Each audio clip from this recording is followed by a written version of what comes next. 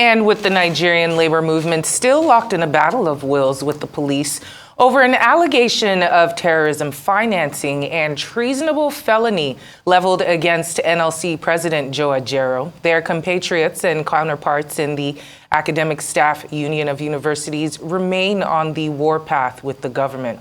ASUU continues to agitate over a wide range of unfulfilled demands and rights of the university teachers.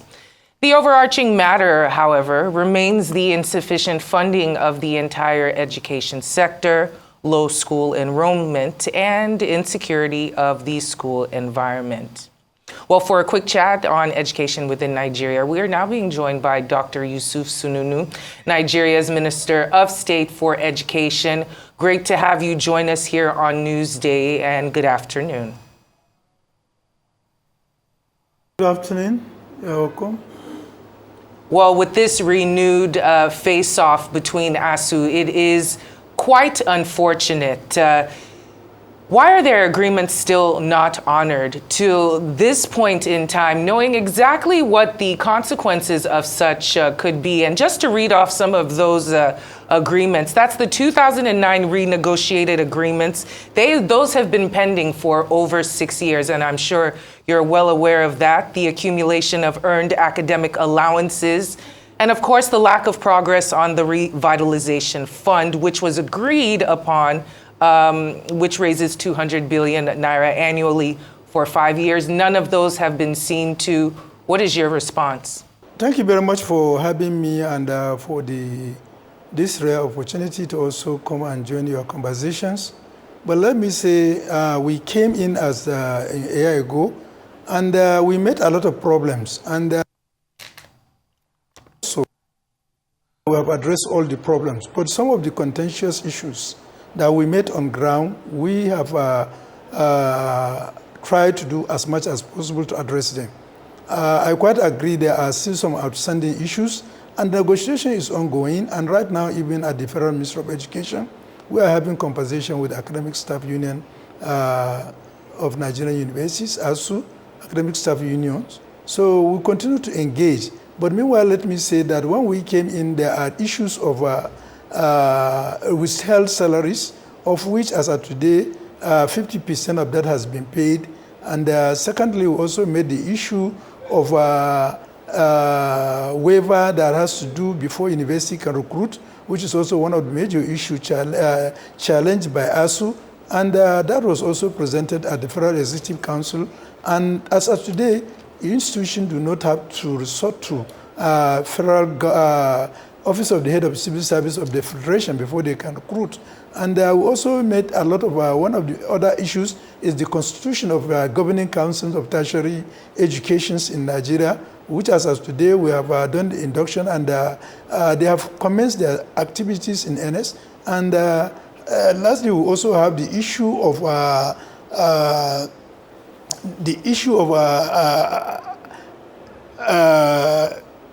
partial autonomy, in the sense that academic tertiary institution now will live away from the traditional IPPIS to give MIS platform, though there are some technical problems and delay in that migration. But as last Executive Council, Mr. President and the Council directed, that should be done with immediate effect. And as of today, we are rounding up the progress of migrating out of IPPS to another platform that will suit the demand of the and the challenges associated with the academic institutions. So we are making this out of, in the last, these 4 major issues that I mentioned. There are very outstanding and very contentious issues that are also contributed mark to this. But I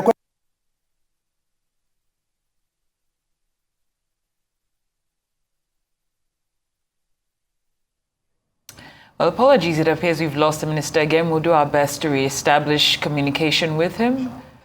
Based on what the director is telling us, it seems we have the minister with us. Minister, can you hear me, please? I can hear you. Okay, great. We lost you for a moment, but thank you for your patience. Hello? Can you hear me? Thank you.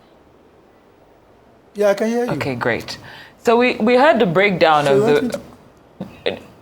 We heard the breakdown of the progress that you all the issues, the 4 issues that you said you've addressed. good to know. But it appears as though your efforts might not be hitting home or having the effect that you intend for them to have, because there's still threats of a strike that appears to be rather imminent. So what ways are you planning to address the concerns of these aggrieved groups? The imminent strike that we are facing now, currently we are in discussion. I know. I'm saying that staff union, and even this now. I'm asking you, based on the discussions that you're having with them, which is good to know, what are the points you might be looking to tick off your objective list that might also ensure that this strike may not happen because you're able to reach a relative understanding with the groups? Yes, we hope that we are going to reach a relative understanding, and we'll also show them all the effort we are making to integrate, for the president, integrate the committee that will start the negotiation, which we are not unmindful of that, and we are working hard to do that.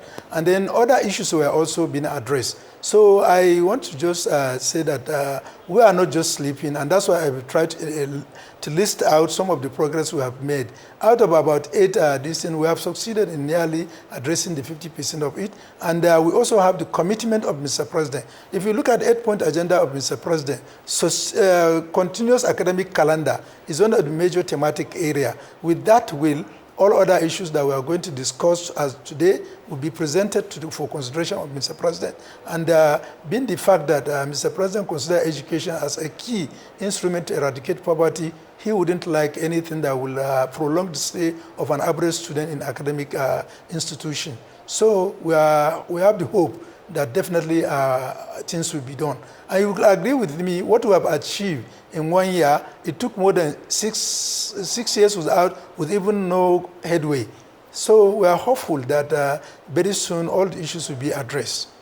We hope so as well. And we do know that education is the driver of development within Nigeria. But outside of Nigeria, there are some issues as well. There are some students complaining that their allowances for studying abroad have been reviewed. Could you tell us more about that and what the ministry is doing about that situation? Yes, you see, what happened was I made so many explanations in several outfits.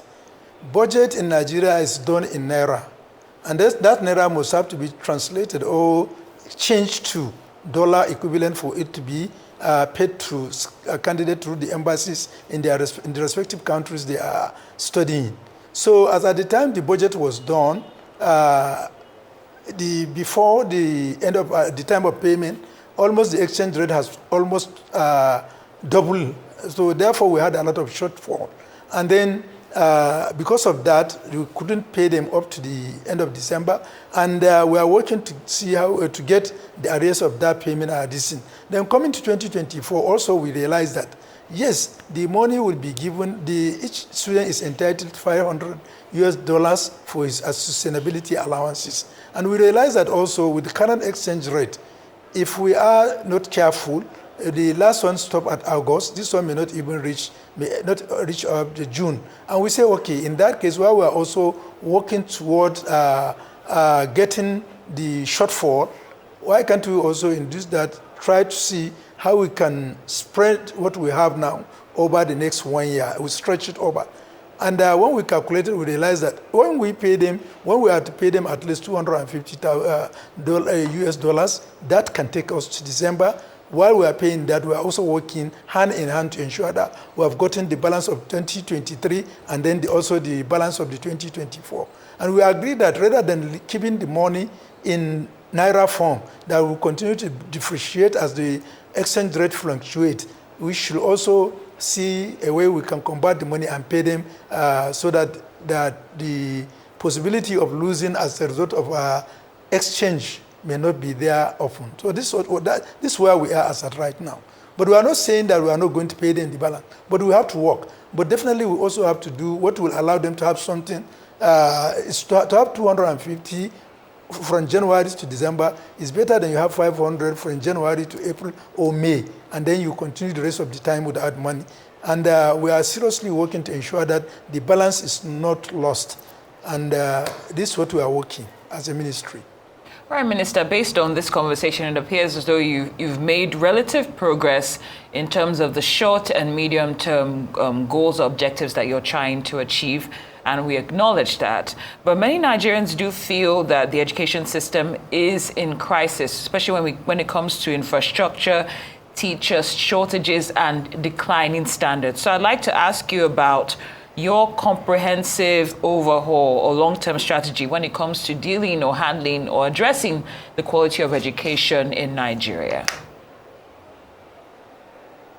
Well, our comprehensive overhaul is summarized in one word, DOTS, which is a project approved by the Mr. President. The DOT has to do with D, which stands for the data. We agree that data is very important in planning, monitoring, evaluating, and also resource allocation. And that is very serious. We lack that data. So we want to see how we can get a comprehensive data in the next few months, which will aid our planning. And also, the O of it stands for out-of-school children. You all agree with me that out-of-school children is a serious issue that deserves urgent and all concern to put hand in deck. We have just witnessed what happened in the just few weeks that we had the national protest. You've seen how children ranging from the age of 8, sometimes even below age, to 16, spearheaded the protest. And that is not a good omen to our country, because at that level of, at that age level, you lack critical thinking, you lack a lot of issues that you can use to address what will be the immediate and long-term consequences. And that's why you've seen a lot of public properties and even individual properties were damaged. So with this, it becomes especially most needed that we must work to ensure that we reduce the number of out-of-school children and move them back to school. And this we have come up with a concerted effort that we are going to be participating actively in collaboration with the state and local government. Local government with this autonomy now have become so much prominent that there will be more money at the lower level of governance. And that is also their responsibility to shoulder the basic education at that level. So we are working seriously to how we can work together to move those students out of this. In Abuja alone, when we started to open a register, in about 10 days, we registered over 20,000 out-of-school children, and we are quite right now negotiating, approaching with the Federal Minister of the Minister of Federal Capital Territory Administration and also the Education Secretary, so that we can work together to see how we can do it. And with this, we are also moving to other states so that we can go around the distance to actively participate in enrollment and also come with a strategy that will ensure retention and completion of those students that we are returning back to school. And then we look at it, if you look at it, the T of the dot stands for teachers. And we cannot bring children back to school and you cannot have a teacher. So you have to be teachers, you have to retrain them, build their capacity, improve on their welfare, and then give them the training and retraining, most especially now that we have completed review of our curriculum. We are just waiting for the National Council on Education to approve it. And in the new innovation in the curriculum is deployment of technology in education. So this calls for massive training and retention of teachers so that they can meet the demand of the current curriculum that try to address the need of this moment. And this also goes along with infrastructural review. We have done so much in the infrastructure. At the level of basic education, we are looking at the deployment of our science technology education, especially vocational education. We have just handed over 53 vocational schools to different state government for immediate commencement of activities. And in each, we have a workshop that will address the issue of skill, that will address computer education, that will also address the issue of science and technology. And then all this, to match that, our action with syllabi, we have completely reviewed the science and technical education syllabi. We have reviewed the syllabi of about 15 crafts and trades. Most that very soon now, in the next few weeks, in the next 2-3 weeks, before the commencement of this session, those syllabi will be out for public usage. And it's mandatory for both private and public schools to use it because it's the national policy that is guided by the Federal Ministry of Education. And the S of the dot stands for skills. You will all agree that education is very vital, especially when it's most important to have relevant skills. If you don't have skill, you cannot meet up with demand of that time you are working. And therefore, luckily for us, the president's political will to infuse skills in our education has really helped us tremendously. The National Council skills that is shared by the Vice President has been off and doing, and they have done so much in terms of developing national framework for skill qualification. They have also gone to develop national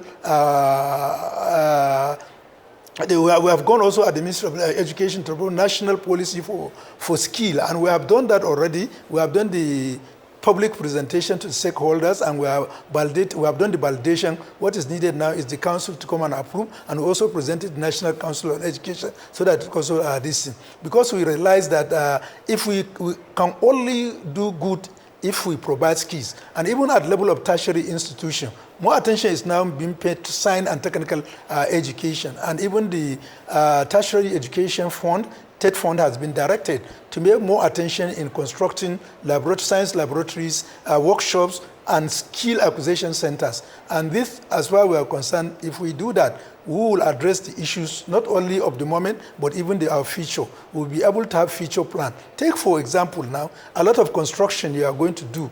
Look at our trade. If you say POP, if you say plumbing, and even welding, those that will employ are foreigners coming from our neighboring countries. I have heard that many people saying that the best tiler, the best POP technician that will do in Abuja is either from Togo or Benin Republic. This has gone to show that what is needed now is to structure our education so that we'll remove the bias of handwork and try to entrench skill in it so that everybody can be able to contribute his own quota.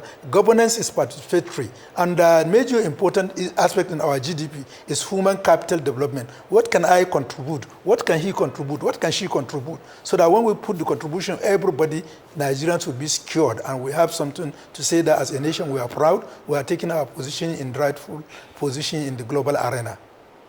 And lastly, before in summary, just to say that our focus now is a DOT project, which tries to encapsulate the issue of national policy of education, consideration that education is concurrent list, and also the 8-point agenda of Mr. President, then the gap we have identified following ministerial briefing in our ministry. And lastly, before we leave, concerning education and the security for the students within the schools, what is being done with the infrastructure, the safety infrastructure for that mandate? Yes, so if you talk of security, security, we have to understand, first of all, it's everybody's affairs and it's everybody's business. If you show blind eyes, you are not doing fair to security issues.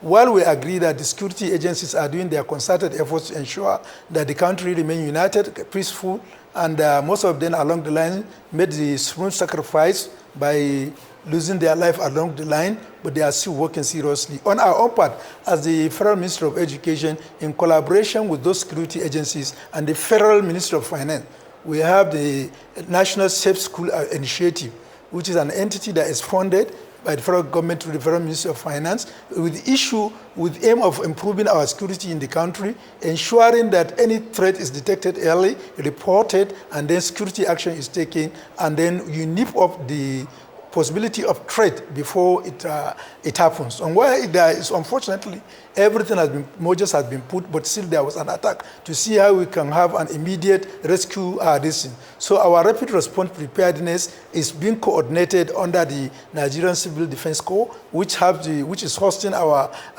National Rapid Response Center, which is there. And I've been to that center, and we have tried to see how we can improve the function of that center through ensuring that all schools in the Federation and both private and public are connected to that center, and we have circularized it to all the state governors through the Nigerian Governors Forum, and also individual governors and also the local government, to ensure that schools are connected to that center, because they serve as a sieving mechanism where they get information, analyze it, and then quickly disseminate it to relevant agencies so that prompt action can be done.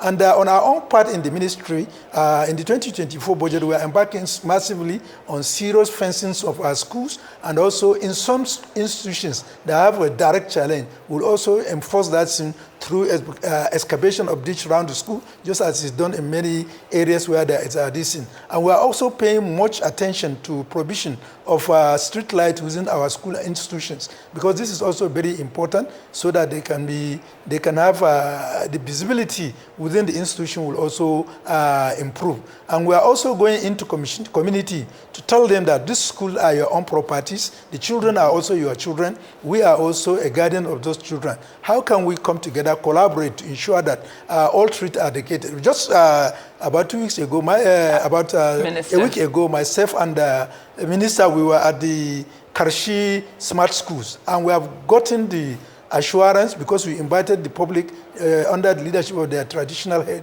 They came and we had a meeting, and they have agreed that they will take all the necessary measures to protect that school, and also to deploy most of their watchmen in the town back to school, so that they can improve on the safety of the school. So we are doing a lot to ensure that school remains safe, so that we can be able to deliver the ambition of Mr. President of having a qualitative education backed by morality, skill, and knowledge. Dr. Yusuf Sununu, we appreciate your time and insight, and we wish you well in this pursuit for the improvement of our education in Nigeria. Dr. Yusuf Sununu is the Minister for State Education. Thank you so much for joining us here on Newsday.